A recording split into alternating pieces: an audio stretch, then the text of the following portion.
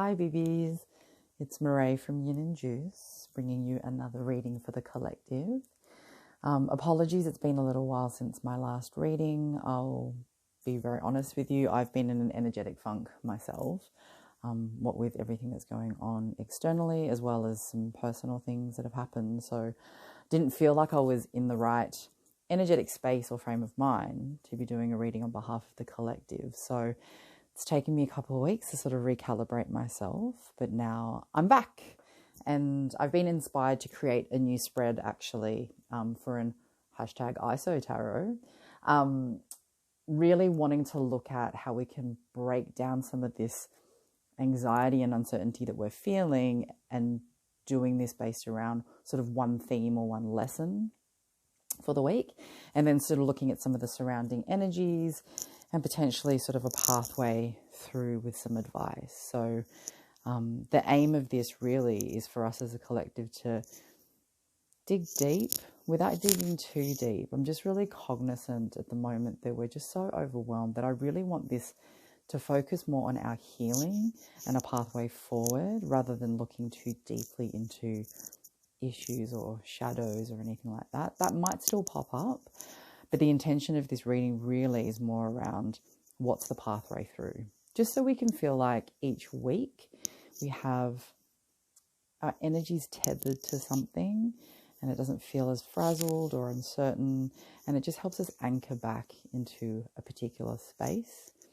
So before we get started, I just wanted to talk to you a little about this spread. So apologies for my setup as well. There's a bit of a shadow going on here. I'm not at home, so I'm not at my usual setup, which is why this is the best I could do. But yeah, so this card here is going to look at sort of the overall theme or lesson for the week. We're kind of looking at our current mindset, what potentially is clouding our perspective or perception of things.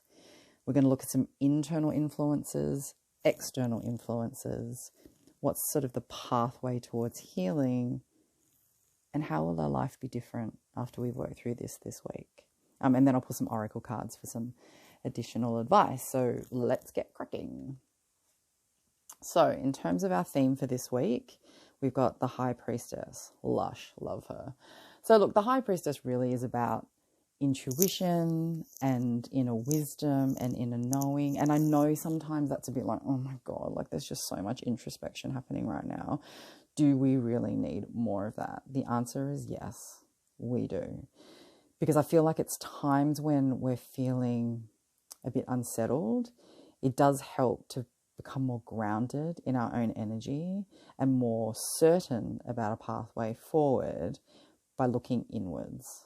Because sometimes we seek advice from others or validation externally because we don't want to feel lonely. And there's a propensity in the High Priestess energy sometimes to go a little bit too far inward. So it's just a reminder that introspection is useful, but to remain connected and to make sure that, you know, we're not feeling like we need to do everything on our own, but at the same time to not become too dependent. So for me, the High Priestess this week, in terms of our theme or lesson, is creating a balance of that sort of independence whilst becoming not too dependent, if you know what I mean. So it's just really around sometimes when we feel like we need company or we need to connect, that is a very real need. As humans, we're hardwired for connection. And I'm not saying don't honor it, but sometimes I feel like it might be useful just to take a moment to sit with whatever that discomfort you're feeling in the moment is, even if it's for a few minutes, just to observe and just notice what comes up for you. Maybe even write it down in terms of what the emotions are, what the sensations are, what's really sort of bubbling up to the surface for you. And then sure, after that, by all means, call a friend, get on a Zoom call, whatever it is you need to do. But I don't want you to feel like we're reaching for something to try and fix or momentarily distract us from whatever's going on for us. Because I feel like when you name it, you take the power away from it. So let's just work together this week with this theme and this lesson to kind of tap into our High Priestess. So what's our current mindset right now? King of Cups. Okay. So immediately this is very emotional. King of Cups is all about emotions, but it's also about emotional mastery, right? So what we're trying to do this week is really figure our way through this emotional tsunami that we're all surrounded by. You know, we want to master our emotions. We don't want to be overwhelmed or overcome by them. But for the collective and largely for most of us, we're not particularly successful at that. And there's nothing wrong with that. It's just a reminder for us that sometimes, as much as the will is there, we may not be able to do it. But to always come back to that sense, to that seat of stability, evenness and balance and groundedness in and amongst, you know, the turbulent waters. See how this person's managed to find a grounded space despite the turbulent waters. Also, I feel like this is also a nod to happy hour now becoming earlier and earlier. I know for me, look, I'm a massive fan of figuring our way through things in order to self-soothe. I don't think that having crutches or vices over the long term is necessarily healthy, but I feel like right now I've been saying to friends and clients and family and whoever that just do what you need to do right now to get through, you know, whether it's eating, whether it's a glass of wine, whatever it is. I just think go easy on yourself and there's enough going on right now without you beating yourself up for reaching for something that might not be good for you, okay? So let's just be gentle with ourselves. And what's potentially clouding our perceptions at the moment? Two of Cups, connection, you know, a desire to reach out, a desire to be in someone else's company. You know, it can be really discombobulating. We can see in this card that, you know, on the ground, in the water, but balanced, right? So that's emotions and that sort of like 3D world. So there's a desire for us that's clouding our perceptions, you know, with this connection that's probably making us do silly things, making us feel lonelier than we actually are, and understanding that, you know, whilst it's lovely to share your cup and to fill someone else's cup and to reach out, let's figure out how to fill our own cups, not just with wine, but treat yourself if you are, no judgment.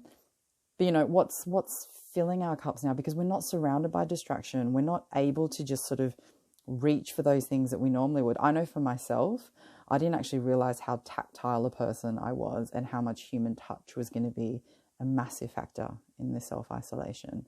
So those moments of awareness are really important because they help us reconnect with who we are and the things that we need. And we're refining now about our understanding of how we like to give and receive love, you know? So take those moments to sort of help yourself find your way through. Don't let it cloud your judgment. Do not go texting exes.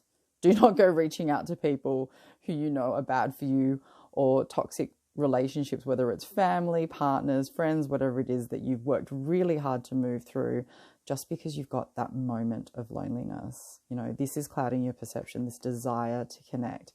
So please, by all means, self-soothe as much as you like, but do not be reaching out to people that you know are not good for you, and you know energetically it's going to take you much longer to work through just for momentary relief. Okay, so let's look at what some internal influences are now for us. The world. Yeah, that makes sense. The entire world right now is entirely confusing, and it's, you know, a sense of togetherness with community has arisen from this. So it's not been all for naught, but certainly there has been this sense of what does it all mean? So it's a very big influence for us internally right now. Our internal influence is about what does my world outside of me look like? But also this is a singular person. What does my internal world reflect? You know, all the things that I have known previously have pretty much been tipped on their head. That's huge. It's huge for your life to feel like it's been thrown upside down. And I'm not being deliberately dramatic, but I like to call things as they are.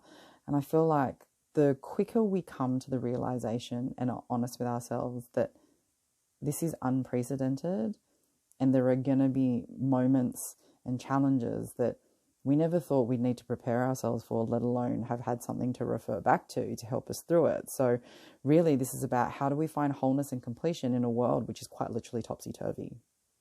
How can we find, you know, a sense of groundedness and completeness when it feels like we're kind of unraveling, right?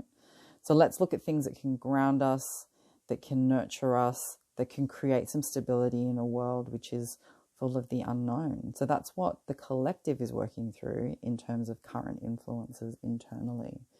What about some external influences? Yeah, Four of Cups, apathy, tiredness, exhaustion. Don't want it. Don't even know if I want it. Don't want any of them. Don't want to be here. Don't even want to touch my phone. We're just all in that energy of, you know, she's even got a t-shirt that says over it. We are over it, you know, and that is a prevailing energy. And when we're, you know, whether it's on work calls or whether it's talking to friends or whatever connection we're having at the moment, there is this air of that I think people are trying really hard to push through. But the reality is that's sort of underpinning everything right now, this over it, because it's like, when is it going to end? No one's managing our expectations successfully, particularly I think in Australia, around, you know, what this time frame looks like. No one is managing this very well to lessen our anxiety or lessen the uncertainty. So we get to the point where we're just over it and we don't know who to trust. We don't know who to believe. There's just so much out there information-wise that can be overwhelming. So it doesn't matter what you're being offered or what you're seeing. It's kind of like all avenues are undesirable, all options undesirable, and that's okay. And it's okay to remember that we all have to go through that. And that's fine. And I think sometimes we can find comfort in the fact that it's not just us. We're all a bit over it. So that's sort of the external influences for us this week as a collective. So then we look at, you know, a pathway towards healing. Bam, bam, bam. Yeah, wow. The Tower. Okay. This does look like a very dramatic card. I understand. And it is in some ways, but it isn't. I look at the Tower as foundations being broken down, old ways of thinking, old paradigms, you know, old structures that weren't working, needing to crumble. And as a society, I completely agree. The way we were going and the way things were was just not aligned or balanced. And we were heading for, if not ecological disaster, war, famine, you know, all those sorts of things. So I just think it's a good thing that the Towers come up in terms of pathway to healing, because sometimes things need to get worse before they get better, right? But on a personal level, on a personal journey, I mean, it is a bit dramatic that she's like being completely punctured by that shard. So let's not think too deeply on that. But the symbolism in this card for me really is about, you know, when these structures come tumbling down, are we going to be ready for this? As in our internal structures, the internal paradigms, the shifts, the negative patterns of behavior, the things that we keep repeating, the things that we're now forced to sit with in the silence. We're now forced to sit with because we can't be easily distracted, you know? Are we going to resist sitting with it so we end up having to be chucked out of the tower? Or are we going to be like, cool, so before this kind of happens, I'm ready for it and I'm already out of the tower. I'm like somewhere over there hanging out, just watching it kind of crumble. Don't be flung out of that tower because you're resisting doing the inner work. Don't be flung out of that tower because you're stubbornly thinking that this isn't going to affect you, because it's affecting all of us. So our pathway to healing this week as a collective is about breaking some of this shit down. And it's not going to be pretty. And the Tower often, to me, also denotes, you know, emotional upheaval as well.